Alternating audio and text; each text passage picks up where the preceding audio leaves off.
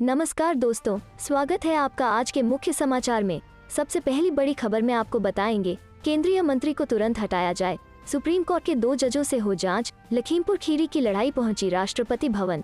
इसी के साथ दूसरी बड़ी खबर में जिक्र होगा कि यशपाल आर्य के बाद कौन, हरक सिंह रावत के बयान से खलबली, बीजेपी कर रही डैमेज कंट्रोल। तीसरी बड़ी खबर में आपको बताएंगे कि ग्वालियर में महाराज के खास मंत्री के खिलाफ हिंदू जागरण मंच ने लगाए मुर्दाबाद के नारे, मीटिंग छोड़ भागे आए, जोड़े हाथ।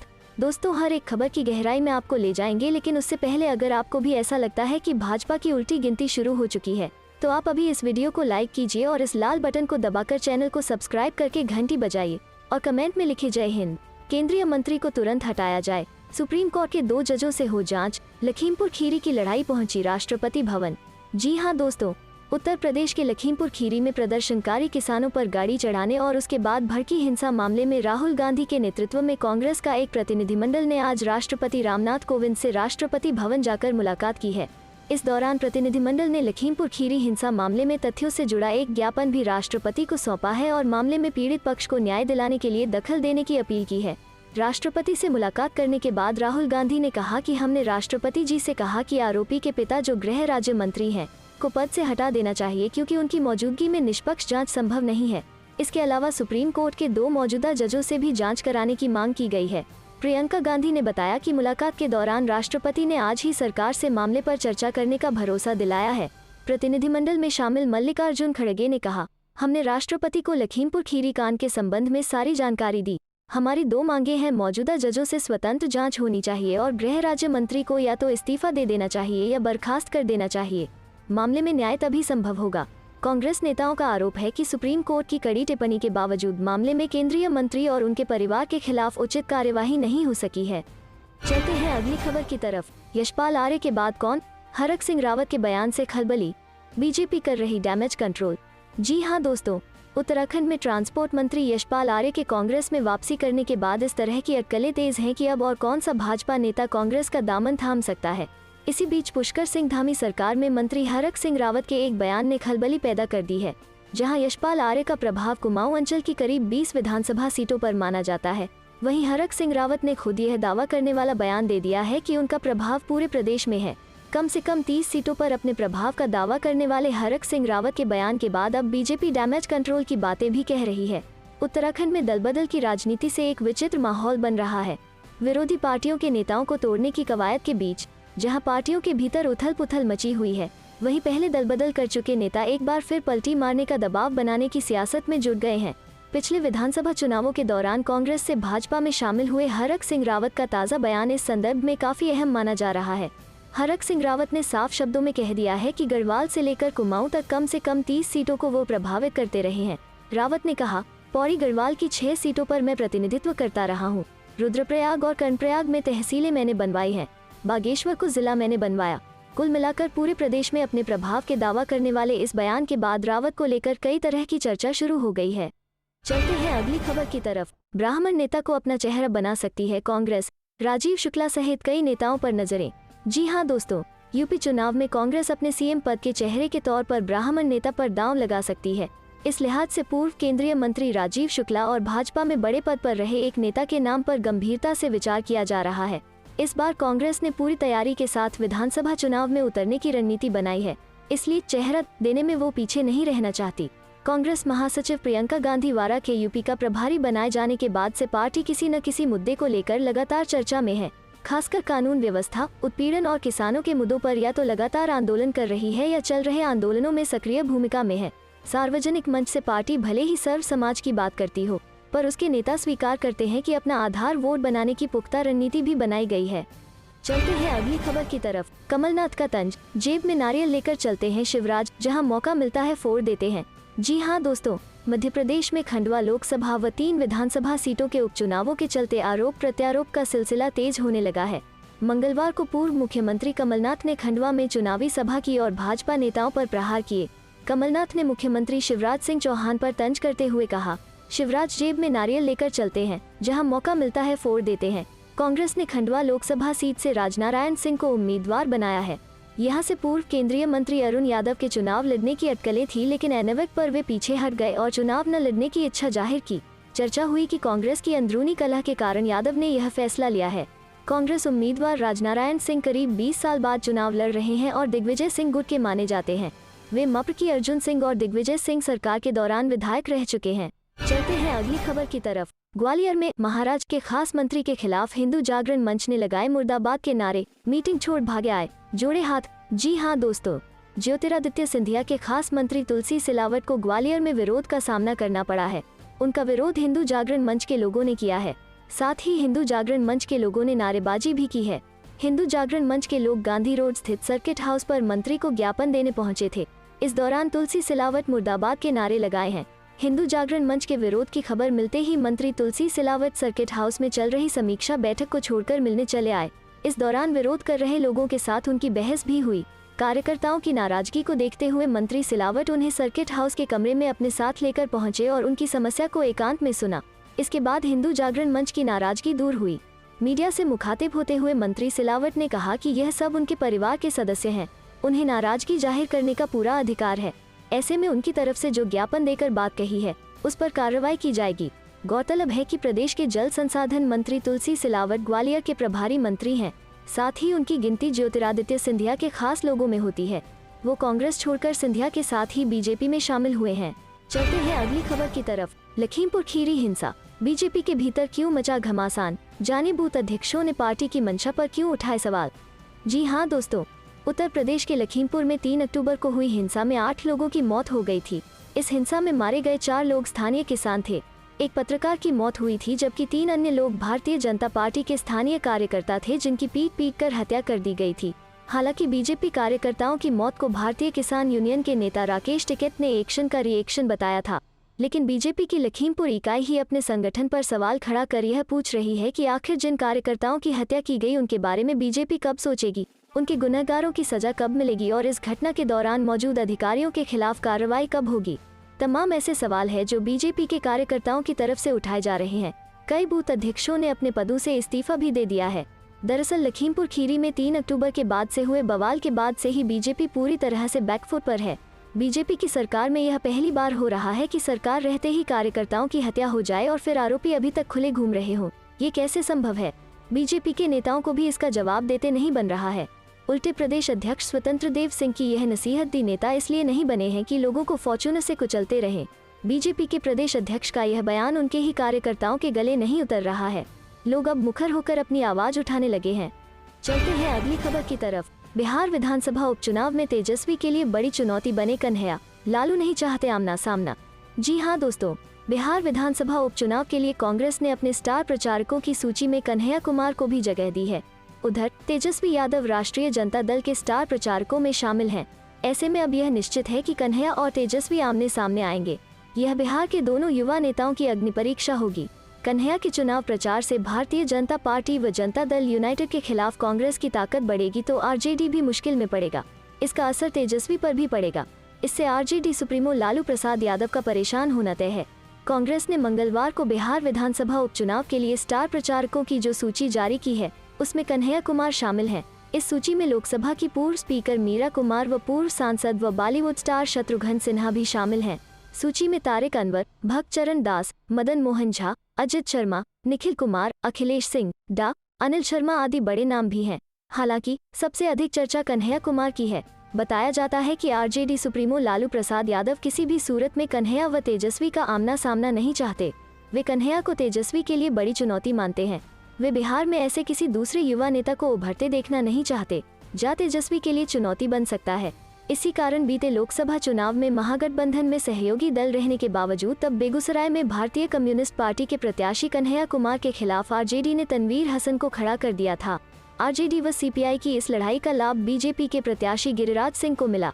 आगे आरजेडी के दबाव में ही 2020 के बिहार विधानसभा चुनाव में भी कन्हैया को महागठबंधन के लिए चुनाव प्रचार करने बिहार आने से रोका गया। चलते हैं अगली खबर की तरफ। दिल्ली नगर निगम चुनाव 2022 में कन्हैया कुमार का सहारा ले सकती है कांग्रेस। जी हां दोस्तों, आगामी नगर निगम चुनावों में दिल्ली कांग्रेस युवा नेता कन्हैया कुमार का सहारा ले सकती है। कन्हैया कुमार दिल्ली नगर निगम चुनाव के दौरान कांग्रेस पार्टी के स्टार प्रचारक भी हो सकते हैं। हालांकि पार्टी की ओर से अभी कुछ भी स्पष्ट नहीं किया गया है, लेकिन दिल्ली प्रदेश कांग्रेस समिति के अध्यक्ष अनिल चौधरी के साथ कन्हैया की मुलाकात ऐसे ही संकेत दे रही है। मंगलवार को प्रदेश कांग्रेस कार्यालय में 2 बैठकें हुई।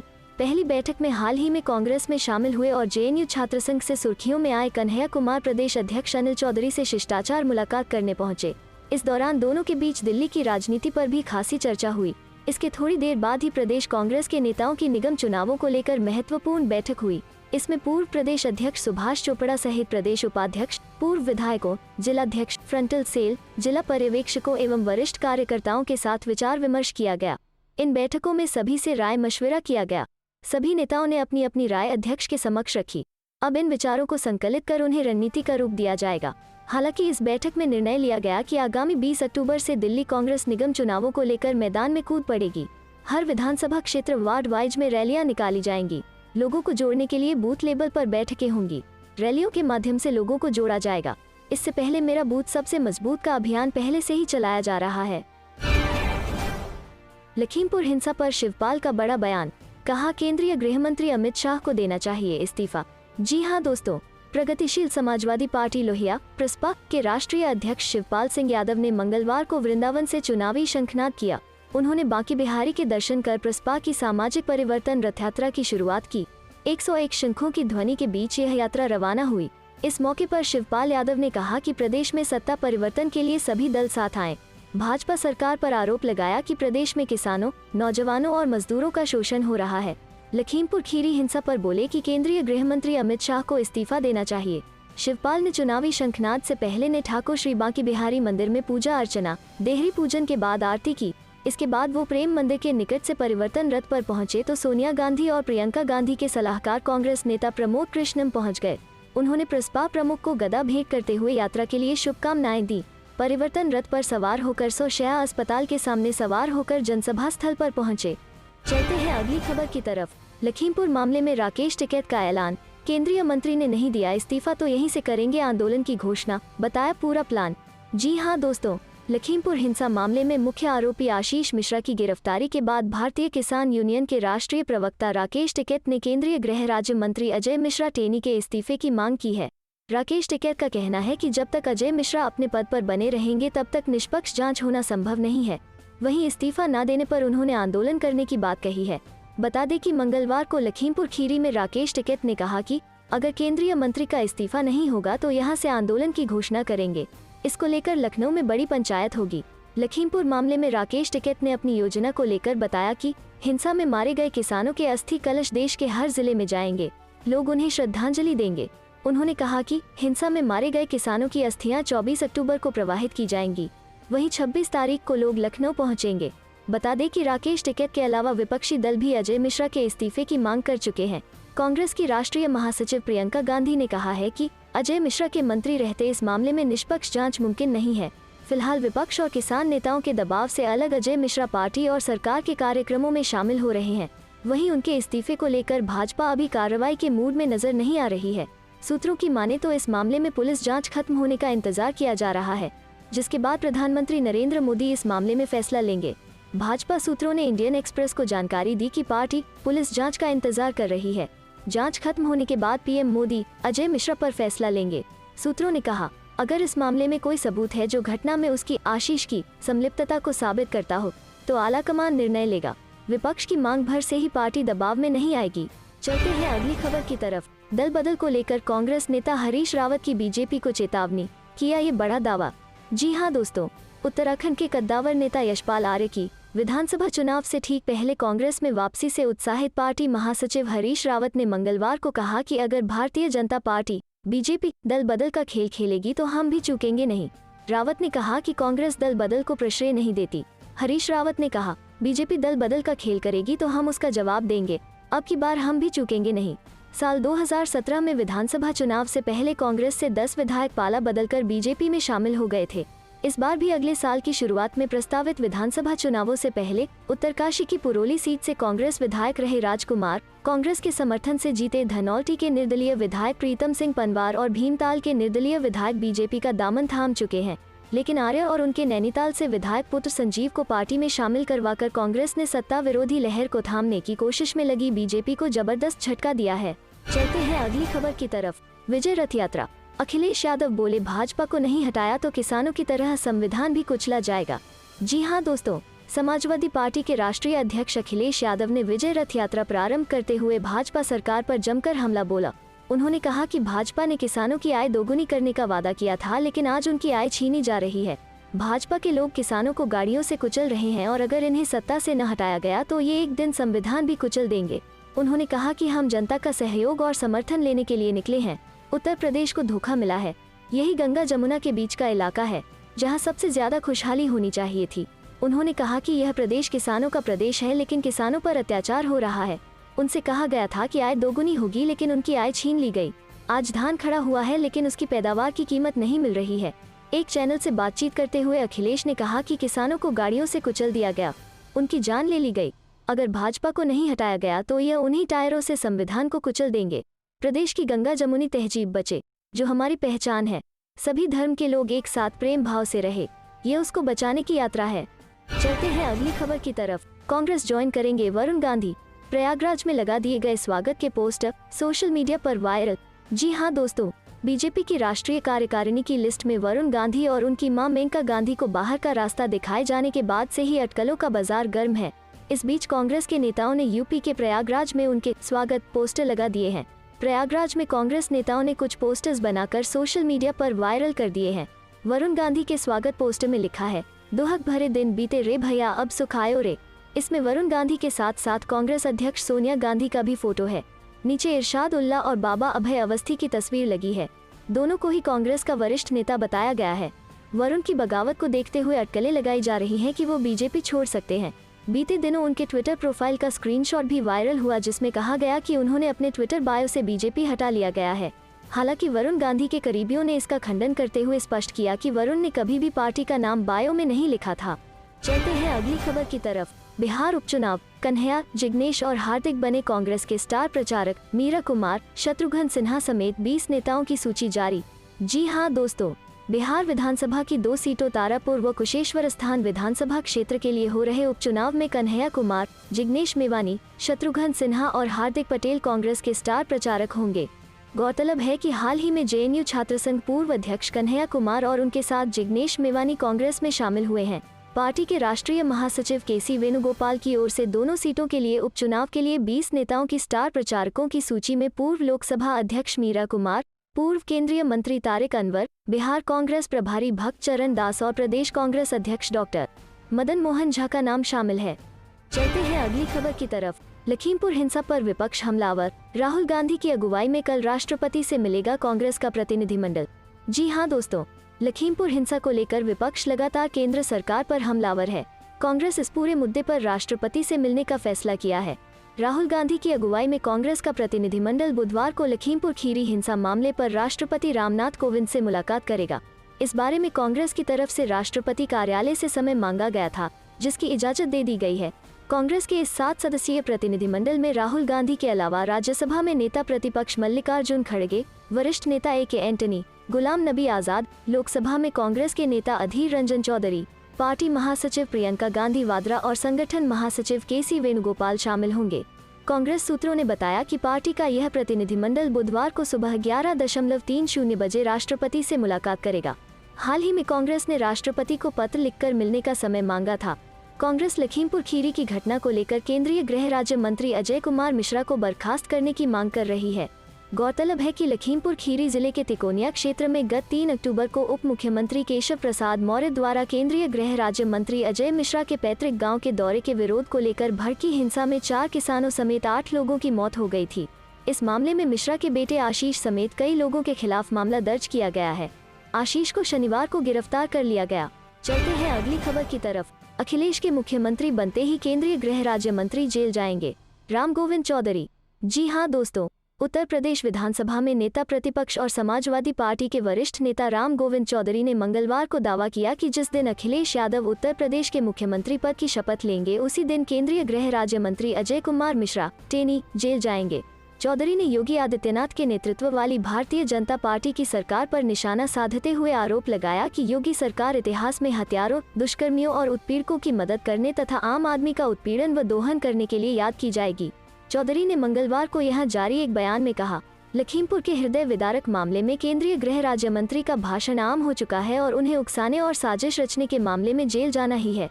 जिस दिन अखिलेश यादव मुख्यमंत्री पद की शपथ लेंगे उसी दिन वो जेल जाएंगे और अपने किए की सजा भुगतेंगे। गौरतलब है कि लखीमपुर खीरी में 3 अक्टूबर को तिकोनिया थाना क्षेत्र में केंद्रीय गृह राज्य मंत्री के बनवीरपुर स्थित घर पर आयोजित एक कार्यक्रम में जा रहे उप मुख्यमंत्री केशव प्रसाद मौर्य के विरोध के दौरान भड़की हिंसा में 4 किसान और एक पत्रकार समेत 8 लोगों की मौत हो गई थी। इस मामले में केंद्रीय गृह राज्य मंत्री अजय कुमार मिश्रा, टेनिक के पुत्र आशीष मिश्रा और अन्य लोगों के खिलाफ हत्या समेत अन्य संबंधित धाराओं में तिकोनिया थाने में प्राथमिकी दर्ज की गई है। पुलिस ने शनिवार की रात 12 घंटे की पूछताछ के बाद आशीष मिश्रा को गिरफ्तार कर जेल भेज दिया। हालांकि अपने बेटे की गिरफ्तारी से पहले केंद्रीय गृह राज्य मंत्री ने आरोपों का खंडन किया था।